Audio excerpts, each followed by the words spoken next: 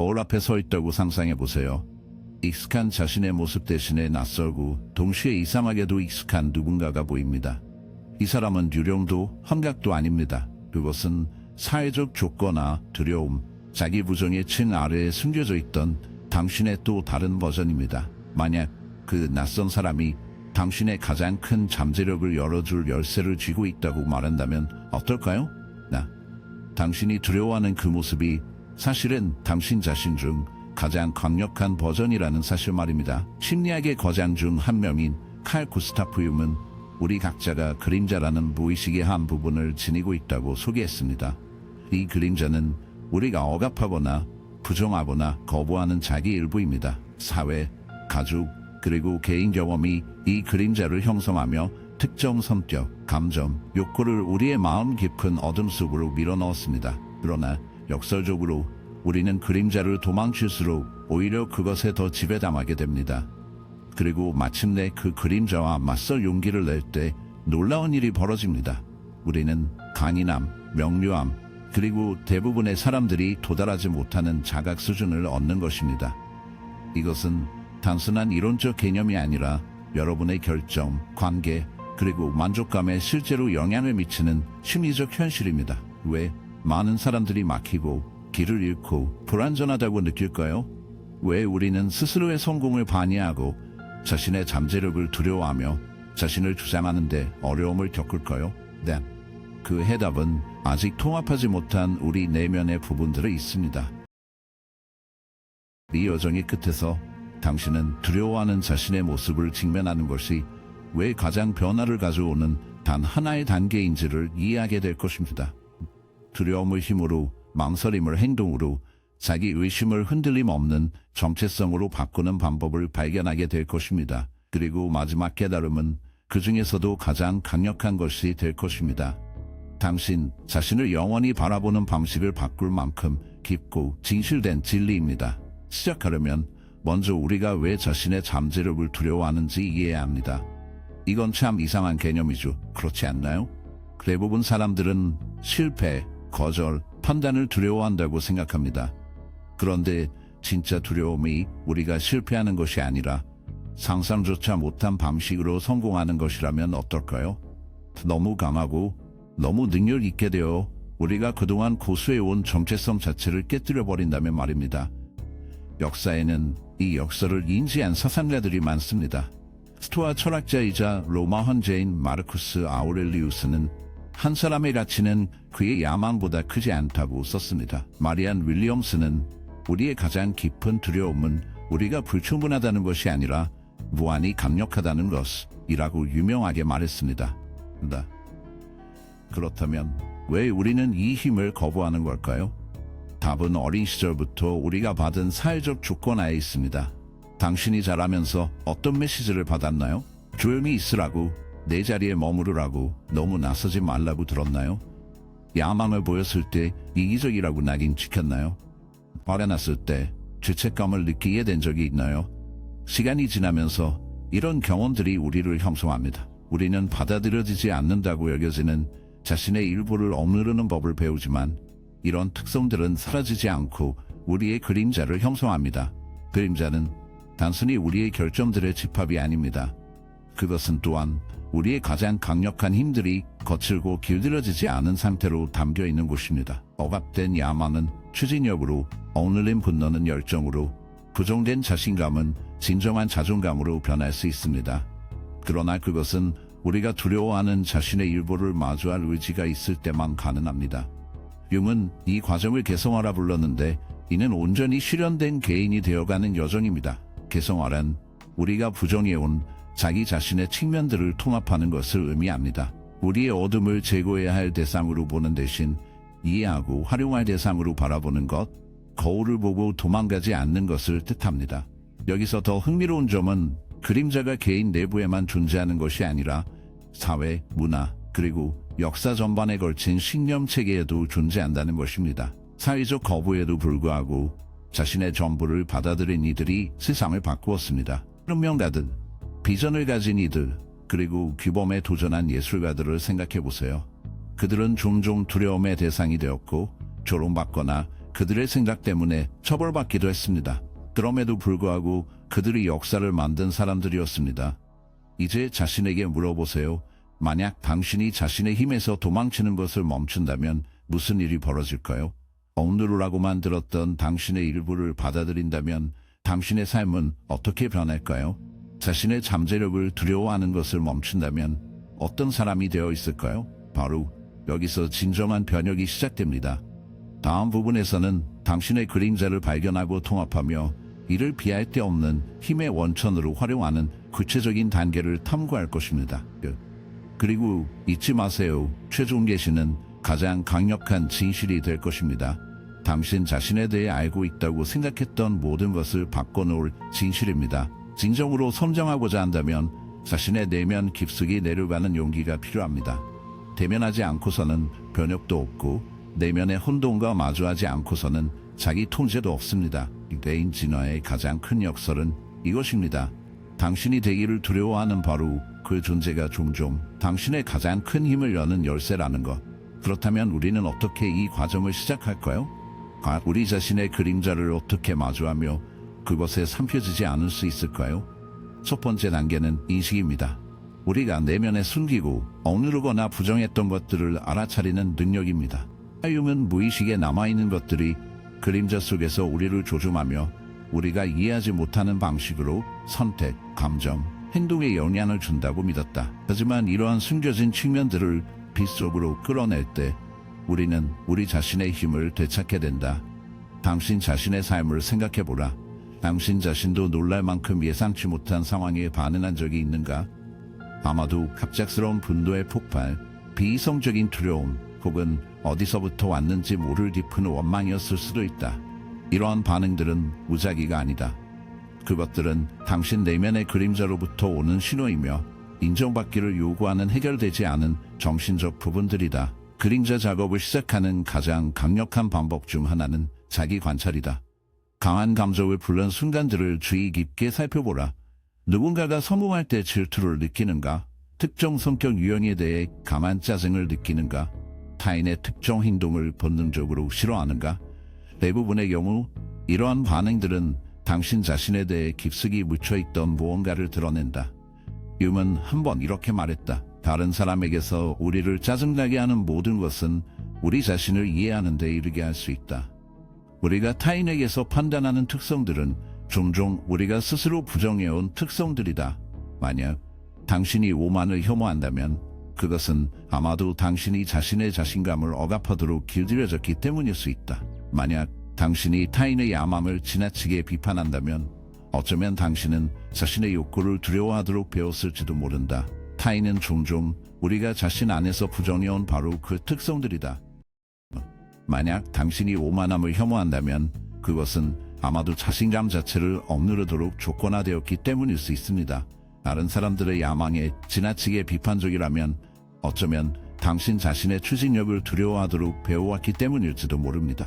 누군가의 공격성에 강하게 반응한다면 아마도 당신 자신이 자신의 힘을 주장할 기회를 한 번도 허락하지 않았기 때문일 것입니다. 그래서 그림자 작업은 쉽지 않은데 그것은 자신에게 잔인할 정도로 솔직해져야 하기 때문입니다. 하지만 또한 해방감을 줍니다. 숨겨진 면을 인정하는 순간부터 그것들을 통합하기 시작할 수 있기 때문입니다.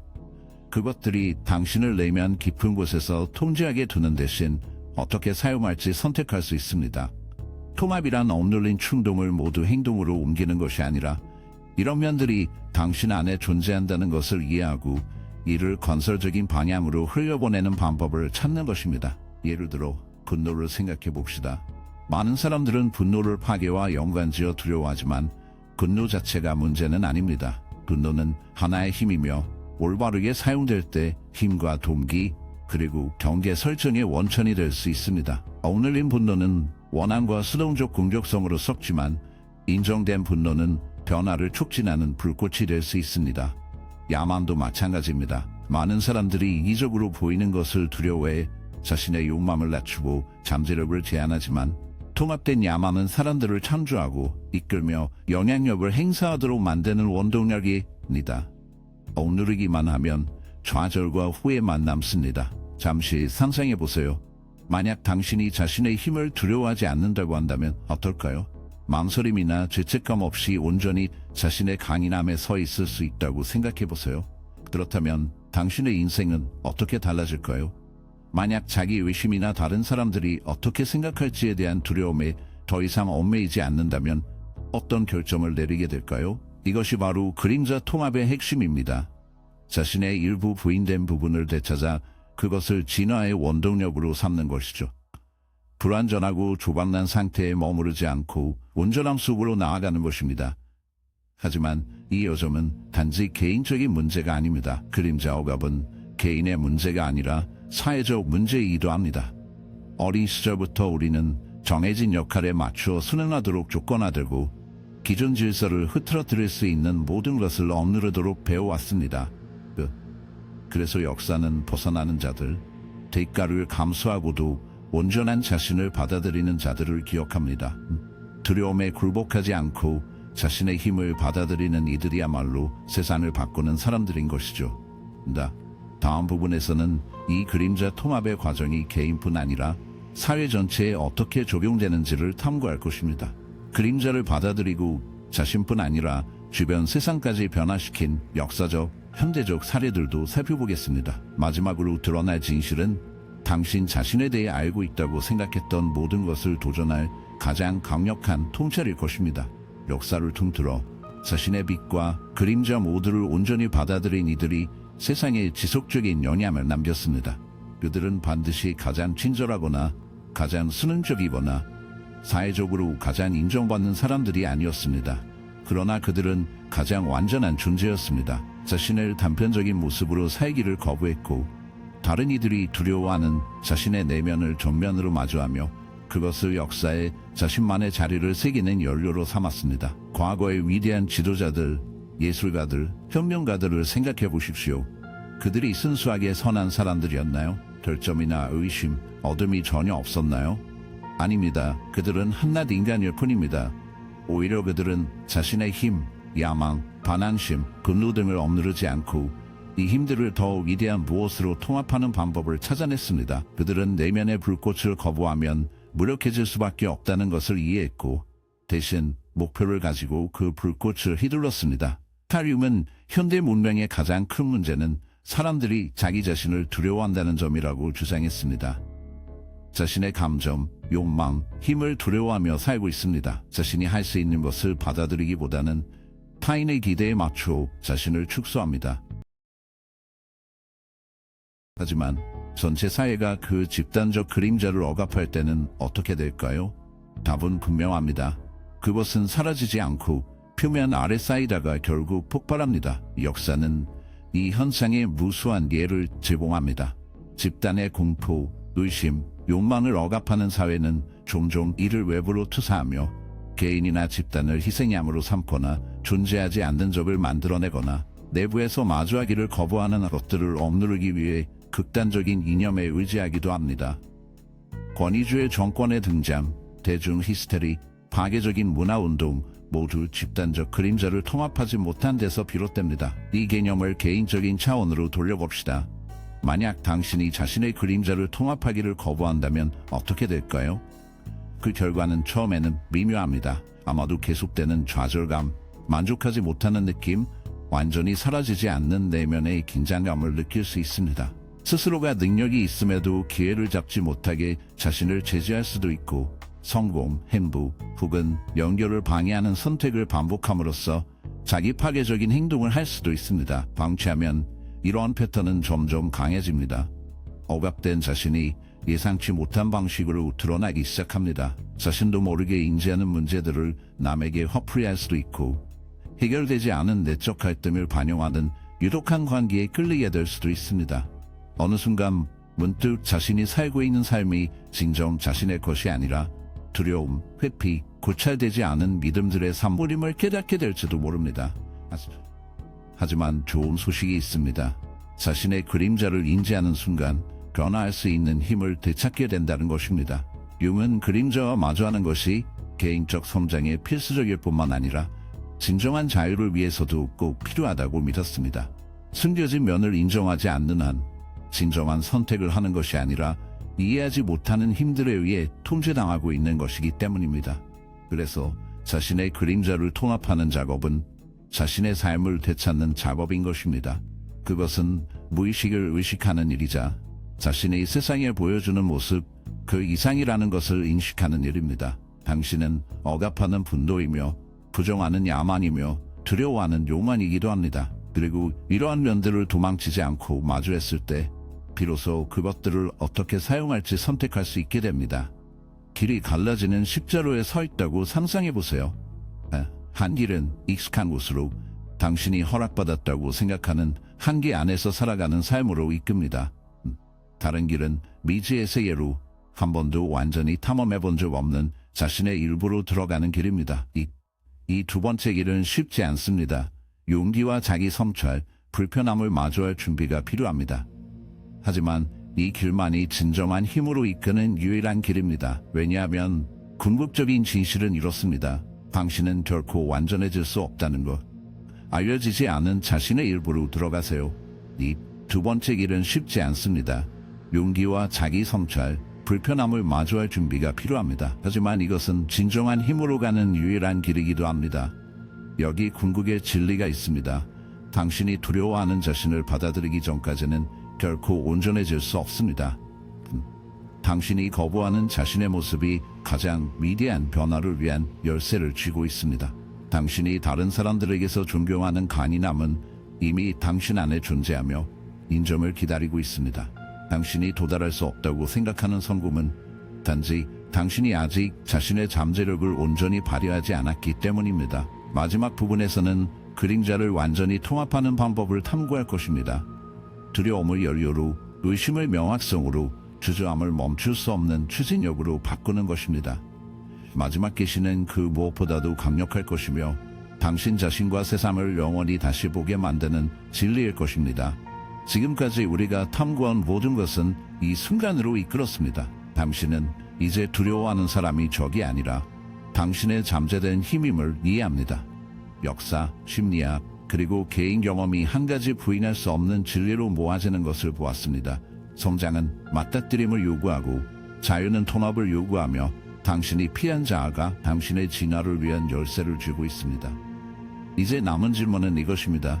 어떻게 이 과정을 온전히 받아들일 수 있을까요? 이 모든 지식을 어떻게 행동으로 옮길 수 있을까요?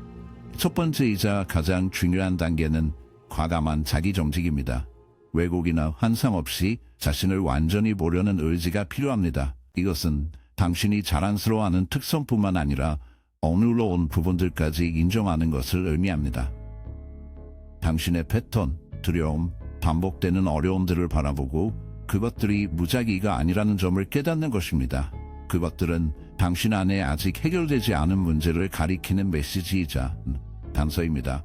유은 무의식을 의식적으로 만들기 전까지는 그것이 당신의 삶을 지배하고 당신은 그것을 운명이라고 부를 것이다 라고 유명하게 말했습니다.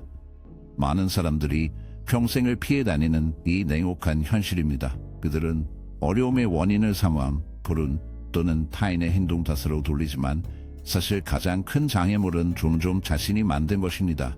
그러나 내면의 세계에 대한 책임을 받아들이는 순간 변화를 일으킬 능력을 되찾게 됩니다. 그렇다면 어떻게 무의식을 의식으로 만들 수 있을까요?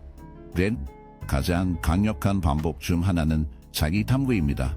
어려운 질문을 스스로에게 던지고 냉혹할 정도로 솔직하게 답해보세요. 다른 사람들 중에서 어떤 특성이 나를 가장 자극하거나 불편하게 만드는가? 어떤 감정을 표현하거나 느끼는 것이 가장 어려운가? 나는 내 성격의 어떤 면을 다른 사람들에게 숨기려 하는가? 비밀스럽게 원하는 것이 있지만 부끄러워서 인정하지 못하는 것은 무엇인가? 내 삶의 어느 부분에서 막혀 있다고 느끼는가? 그리고 그러한 정체 속에서 내가 맡은 역할은 무엇인가?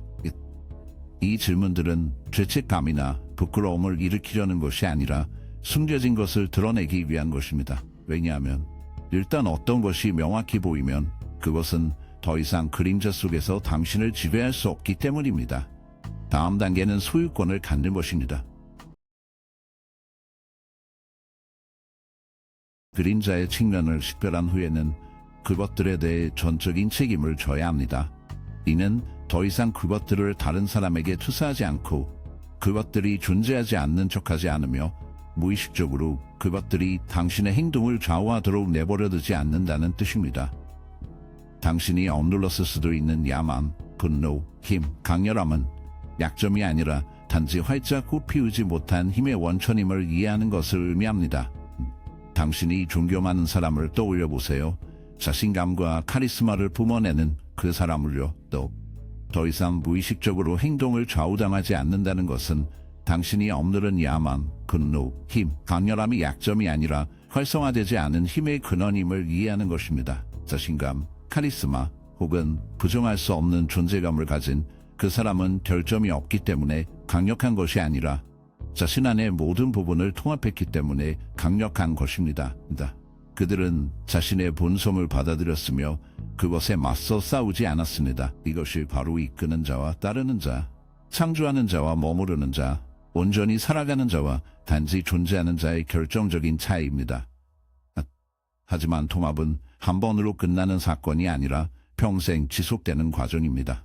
당신은 계속해서 그림자의 새로운 층, 숨겨졌던 자신에 대한 새로운 측면들을 발견할 것이고 매번 선택의 기로에 서게 됩니다. 억누를 것인지, 통합할 것인지, 두려워할 것인지, 포용할 것인지, 분열된 상태로 남을 것인지, 온전한 자신으로 나아갈 것인지. 이제 우리는 처음부터 우리를 이끌어온 마지막 계시에 도달했습니다. 당신이 두려워하는 그 사람이 단지 당신의 일부가 아니라 바로 당신 자신이라는 진실입니다. 외부의 기대에 의해 형성된 당신이 아니고 세상에 보여주는 버전의 당신도 아닙니다. 오히려 당신이 항상 되어야 했던 완전하고 역화되지 않은 강력한 개인 자신입니다. 당신이 이 버전의 자신을 두려워하는 이유는 그것에 발을 들인다는 것이 작게 만들었던 모든 것을 놓아야 한다는 뜻이기 때문입니다. 제한적인 믿음, 낡은 정체성, 그리고 타인이 당신에게 부여한 역할을 연기하는 안락함에서 벗어나야 한다는 의미입니다. 더 이상 변명을 하지 않고 허락을 구하지 않으며 세상에서 자신의 자리를 차지할 적절한 순간을 기다리지 않는다는 뜻입니다. 그래서 저는 마지막 질문 하나를 남기고자 합니다. 오직 당신만이 대답할 수 있는 질문. 당신은 언제나 되어야 했던 그 사람이 될 준비가 되었나요? 선택은 당신의 몫입니다. 답변을 기다리겠습니다.